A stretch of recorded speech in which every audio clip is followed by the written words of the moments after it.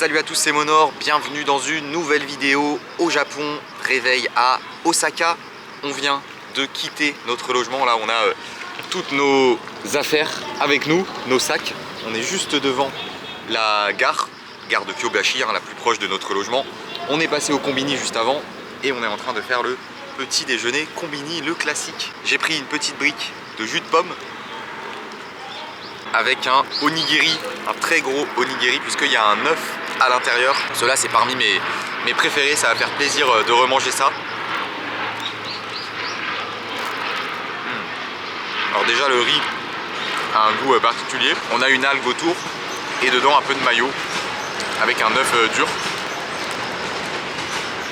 Mais un œuf dur genre mariné à la sauce soja je crois.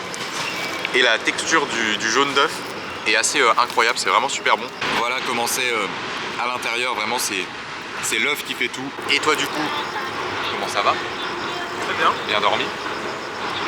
Oui. Et tu as pris une... Bah, j'ai déjà tout mangé en fait. Un onigiri ton mayo, c'est ça? Avec une brique Non, crevette mayo. Crevette mayo, ouais. Oui. C'était bon? Ouais. Et une petite briquette bon. de jus de fruits. Là du coup, aujourd'hui, on va quitter la ville d'Osaka. On va, après le petit déjeuner là, prendre le train pour partir en direction de Kyoto. Kyoto, bon, ville qu'on ne présente plus, je pense que tout le monde connaît la ville de Kyoto. Donc on finit de manger ça et direction Kyoto. C'est assez gros. Ouais, c'est gros, ils sont vraiment énormes, ils sont un peu plus chers que les autres. On est sur du 300 yens je crois, un peu moins de 2 euros. Bien marche par celui-là. Moi j'adore ceux-là, je pense que c'est vraiment mon préféré. Le thon mayo et celui-là, c'est mes deux préférés. Bah celui-là est vachement plus goûtu que le thon mayo. Ah, le jaune d'œuf, t'as vu, super la texture, bon. c'est incroyable. Bon, en gros, pour aller à Kyoto depuis ici, on doit prendre deux trains différents. Un premier train pendant seulement 6 minutes. Et ensuite, on doit changer à la gare d'Osaka et prendre un train pendant 29 minutes. Ce qui nous fait 35 minutes de trajet au total pour 820 yens, ce qui fait à peu près 5 euros.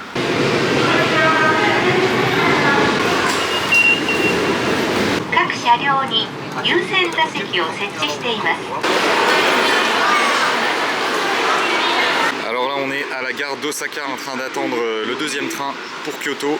Et regardez, bien sûr au Japon, on fait la queue leu en attendant les transports avant de monter dedans. Et on laisse les gens descendre avant de monter. Et ça, c'est quand même vachement pratique, surtout quand il y a du monde.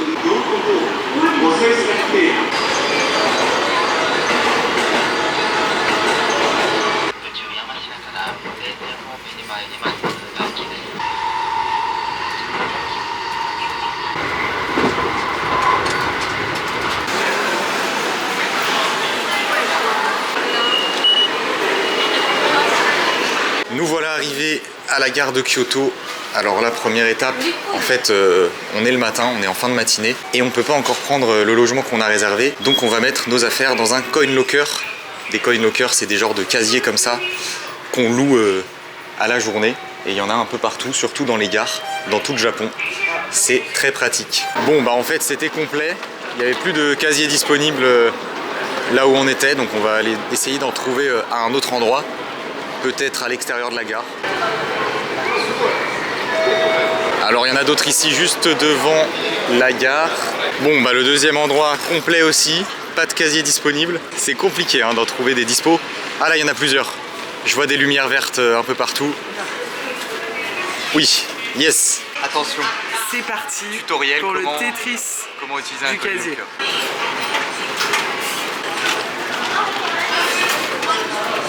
Maintenant qu'on a mis toutes les affaires à l'intérieur, il faut juste fermer le casier. C'est bon, il n'y a rien à récupérer, on est sûr? Oui, on est sûr, oui. C'est bien le 8272. Ok. Alors oui, ils prennent pas, on peut pas payer en liquide ce genre de casier. Enfin, pas tous. Ici, on peut pas en tout cas. Donc, il faut mettre la carte Suica, la carte de transport. Et il faut juste garder le ticket.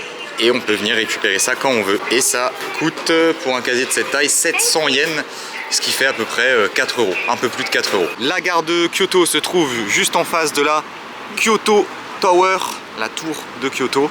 Comme vous le voyez aujourd'hui, il fait pas super beau, c'est assez gris, assez nuageux, on devrait pas trop voir le soleil. Mais au moins, il fait bon et il pleut pas. Enfin, il n'y aura pas de pluie normalement. Franchement, il fait... Ah, il fait bon là. chaud quoi. Ça Enfin, fait du ça bien. va, ça fait Ouais, du bien. Ça fait du bien. Parfait. C'est dommage pour les images, c'est tout. Ouais, mais bon, c'est sympa, ça crée une petite ambiance un peu grisâtre. Ouais. Ça fait son effet aussi. Ça change. Exactement. On peut pas avoir du ciel bleu tous les jours. Et oui.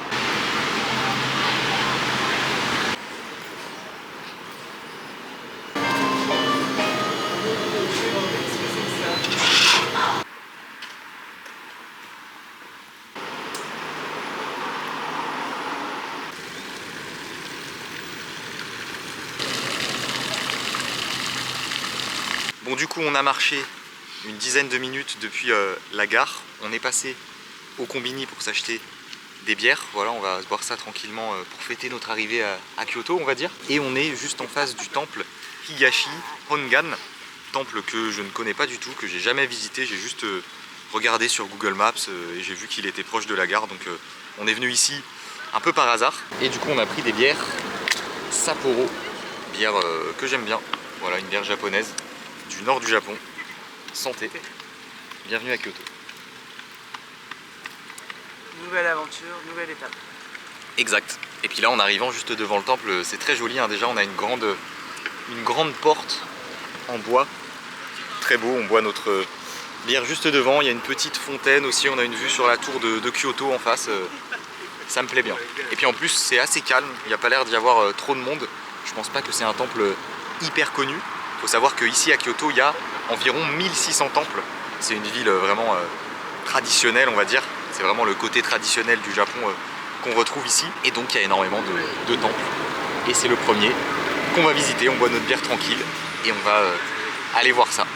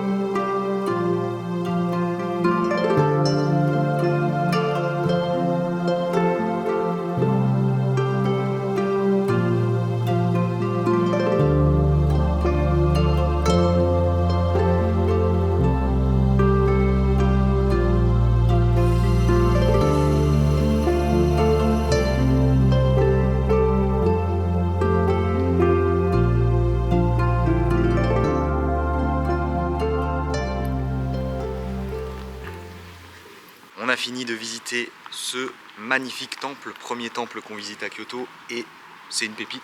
Franchement, j'étais jamais venu, je suis pas déçu de l'avoir vu par hasard sur Google Maps comme ça. Franchement, incroyable, bâtiment immense en bois. On peut rentrer à l'intérieur, voilà, c'est doré à l'intérieur. En plus, c'est très calme, il n'y a pas beaucoup de monde. Super visite. Moi, franchement, j'ai trouvé ça super. Et toi ? Très bien. C'était super aussi. Et c'était impressionnant de voir cette bâtisse. En bois, ouais, comme ça. Ouais, ouais. C'est du bois. C'est vraiment impressionnant. Couleur assez foncée. Et il y a vraiment des gros morceaux de bois. C'est des troncs d'arbres complets, quoi. Ouais, les pylônes. Les piliers, ouais. C'est incroyable. Il est 14 h et ce midi, on va manger des sushis. Tes premiers sushis au Japon. Oui. On va commencer avec un petit resto pas trop cher. On va faire plusieurs restaurants de sushis pendant ce voyage. On va monter un peu en gamme à chaque fois. Là, au fur et à mesure. On commence tranquille. J'ai trouvé un petit restaurant qui est pas très loin, en mode tapis roulant. Mais ouais, après les restaurants tapis roulants, on va dire c'est un peu les moins bons, mais ça reste incroyable parce qu'on est au Japon et les sushis ici sont incroyables, peu importe où on les prend. Enfin, en tout cas, en comparaison avec ce qu'on peut trouver en France, j'ai hâte. Rien que d'y penser là, c'est waouh. Allez, c'est parti.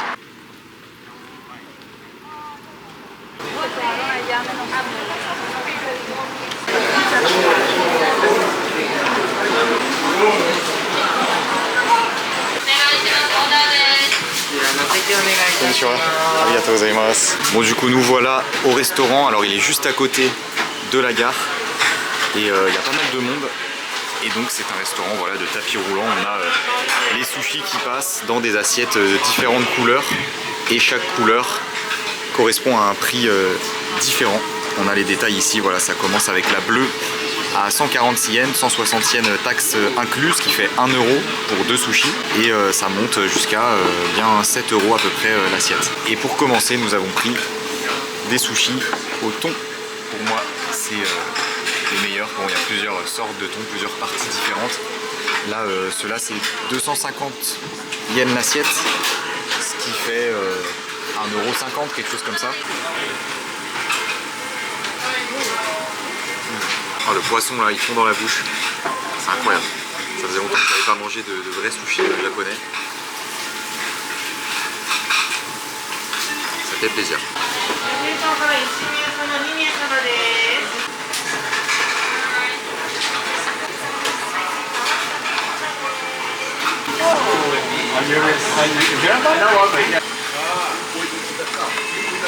Bon bah on est en train d'enchaîner les assiettes, hein.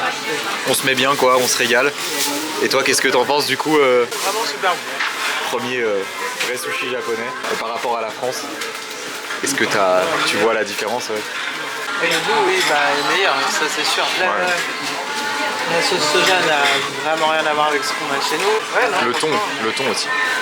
Le thon est incroyable ici. Alors qu'en France, moi, je trouve ça pas non, top. Le thon n'a pas du tout le même goût. Ouais, parce que, je sais pas comment dire, le goût qu'il a chez nous un peu. Ici, il est fondant en fait. Ouais. Même le goût est pas pareil. Et puis même la quantité de poisson et de riz. Il y a beaucoup moins de riz et beaucoup plus de poisson en France en fait. On sort du restaurant, 2 sushis à l'instant, le ventre bien rempli, ça nous a fait du bien de manger. Les sushis étaient très bons. Et là du coup on va prendre la direction d'un jardin qui s'appelle le jardin Shosei-en et qui se trouve juste en face du temple qu'on est allé voir tout à l'heure.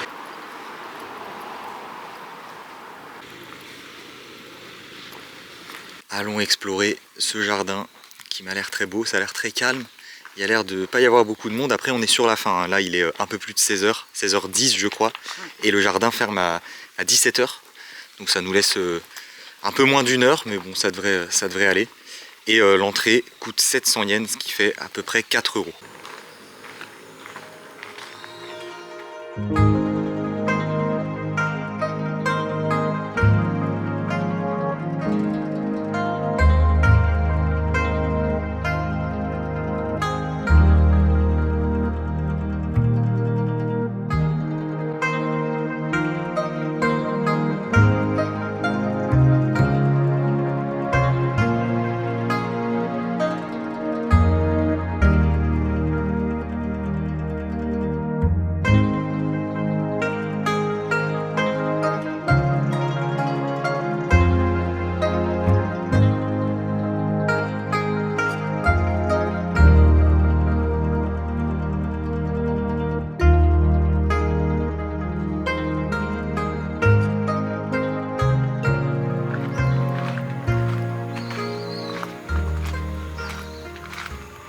Il est 17h, on est en train de sortir du jardin, franchement c'était super, endroit très calme avec pas beaucoup de monde, très apaisant comme visite. En final en 1 heure on a bien eu le temps de faire le tour, franchement au top. Moi j'ai adoré. Ouais, ça m'a fait le plus grand bien. Pareil, ça m'a apaisé, là je me sens calme. Ça sort de l'agitation tout de suite. Parce que c'est vrai qu'à la gare... la cohue à la gare et tout. Il y avait du monde partout. Et là c'est calme d'un coup. Le temps s'arrête. Exactement. Et puis en plus pas trop de touristes quoi. C'est ça qui est... ouais ça c'était super. Qui est sympa On a croisé quoi, une dizaine de personnes? Ouais maximum Eh bien écoutez, nous voilà dans un bar qui fait aussi des choses à manger. En fait on était en train de retourner vers la gare dans le but de récupérer nos affaires et d'aller récupérer notre logement ici, mais eh bien on est tombé par hasard sur cette petite terrasse très sympathique en bord de route avec des tables à l'extérieur comme ça, et on a regardé un peu le menu et les prix sont vraiment pas chers. Genre là on a pris une grande Sapporo, c'est plus qu'une pinte, c'est genre 633 ml pour seulement 583 yens, ce qui fait à peu près 4 euros. Donc ça vaut le coup. Bah ouais, puis en plus l'endroit est cool, il y a une petite terrasse et tout, on est à l'extérieur, il y a de la musique. Trop bien. Franchement c'est super. Ça nous a inspiré quoi. Et on nous a donné 2 mini-verres. C'est trop marrant. C'est vrai, on va boire ça là-dedans. On va boire ça dans des grands shooters on va dire. C'était pas prévu, mais l'endroit nous a inspiré. on s'est dit on fait une Merci. petite pause avant le retour à l'appart. Exactement. Bien santé.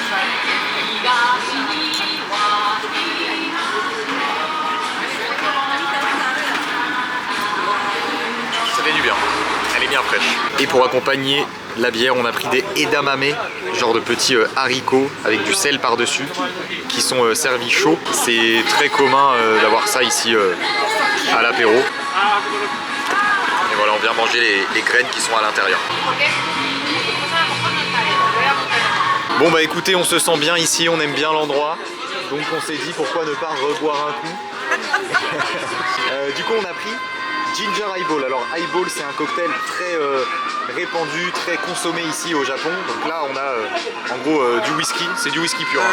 Une bonne dose. Hein. Ouais, une bonne dose avec des glaçons dans un verre. Alors normalement le Highball classique c'est du whisky avec de l'eau pétillante et des glaçons. Et le Ginger Highball du coup c'est la même chose sauf qu'à la place de l'eau pétillante on a du Canada Dry, soda au gingembre.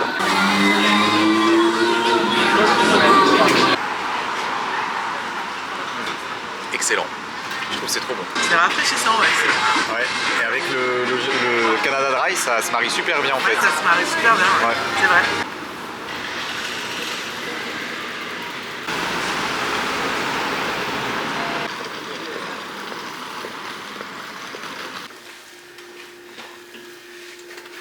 Après être resté posé un moment en terrasse, on est retourné à la gare de Kyoto, on a récupéré nos affaires et puis on a dans la foulée rejoint le logement qu'on a réservé ici, qui se trouve vraiment à 5 minutes à pied de la gare. Et on a un petit appartement qu'on paye 42 € la nuit et qui est pas mal du tout. On a donc un lit double ici, une petite télé, petit bureau avec un miroir, par là un genre d'étagère en hauteur pour poser les sacs, climatisation bien sûr, un balcon qui pour le coup est quand même plus grand que celui qu'on avait à Osaka, hein. C'est pas mal du tout.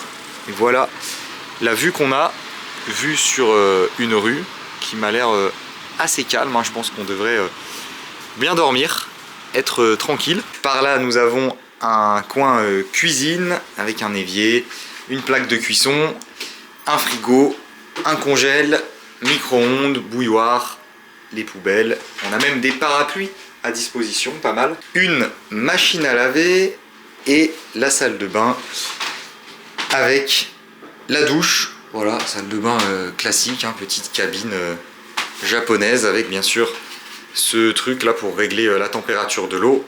Et par ici, les toilettes qui ne sont pas des toilettes japonaises, enfin on n'a pas le jet, voilà. Bon, c'est pas grave, hein, on arrivera à faire sans, mais comment ça? Il n'y a pas le jet. C'est pas normal. Hein. Aïe aïe aïe, aïe aïe aïe. Par contre on a du coup, par conséquence, un stock de rouleaux de PQ plus imposant qu'à Osaka. Et on a quand même le petit évier, le petit lavabo au-dessus des toilettes comme ça. Bien content de cet appart pour le prix, 42 €, ça nous fait 21 € chacun. Ouais, je trouve que c'est pas mal du tout. Hein. C'est parfait. Après c'est vrai que quand on est seul, le budget logement c'est plus compliqué. À deux ça va, si t'es tout seul c'est vrai que bon c'est tout seul ça monte vite quand même. C'est pas la même, ouais.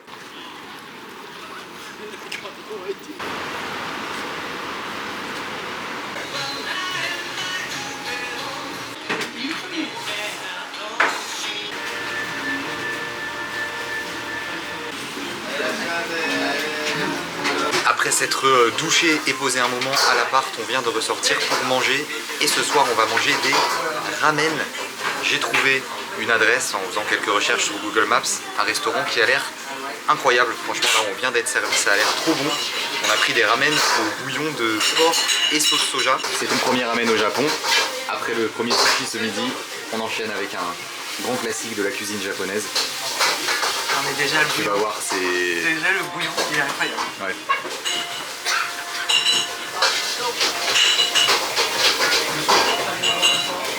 Ouais, je veux manger ça tous les jours. Voilà, franchement, ça se trouve. Le goût qu'il a. Ouais, je vais goûter. Non, mais en France, jamais de manger un truc comme ça, c'est pas vrai. Ouais. Ça n'existe pas.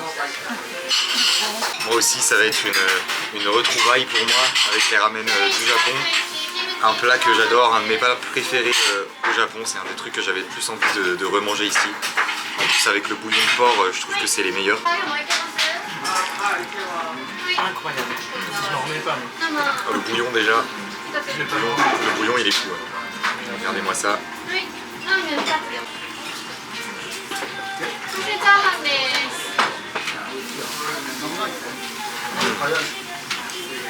Ah oui, très goûtu. Du bouillon là, c'est quelque chose quand même, c'est incroyable. On a des petits champignons avec des oignons verts et bien sûr des tranches de viande de porc comme ça. Je vais goûter la viande d'ailleurs.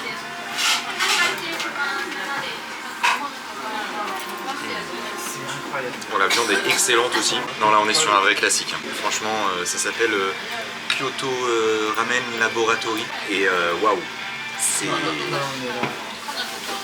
J'en mange plus chez lui. Ouais.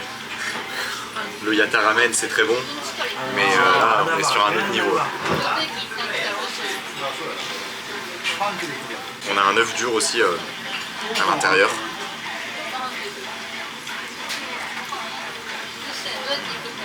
L'œuf est excellent aussi. Tout est parfait. Le bouillon est bien gras en plus, franchement c'est trop bon. J'ai pas les mots franchement. C'est waouh, une tuerie. Normalement c'est comme ça. Normalement ça se mange comme ça. Voilà. Je tenais à le faire quand même. Et aussi on s'est pris une petite assiette de 6 gyoza. Les gyoza ça se mange souvent avec les ramen. On a pris une assiette qu'on va se partager à deux.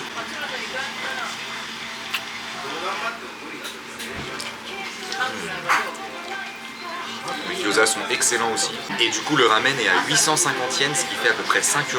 Vraiment pas cher. Bah, je préfère ça même que les sushis pour te dire. Moi je préfère les ramen que les sushis en vrai. Alors que en France c'est les sushis mon plat préféré. Ouais. Et bah là c'est le ramen. Ouais, franchement.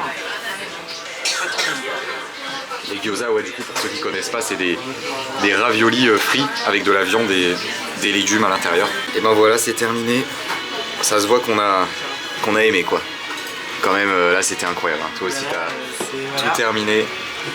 Waouh. On a mangé vite. Hein. C'était incroyable. Incroyable. On a mangé en 5 minutes. 5 minutes. C'est ce que je disais, en fait, il y a des restaurants de ramen en France, comme le Yata. Je sais pas si c'est que à Annecy, le Yata, ou partout en France, ouais, Yata Ramen. C'est très bon. Moi je trouve ça très bon, mais c'est incomparable avec les ramen que tu peux trouver au Japon quoi. Ça n'a rien à voir. Vraiment le goût du bouillon, c'est riche, tu vois, c'est gras. Il y a des saveurs salées vraiment incroyables. La viande est super bonne, les nouilles aussi. Waouh. Ça faisait 5 ans que j'avais pas mangé un vrai ramen.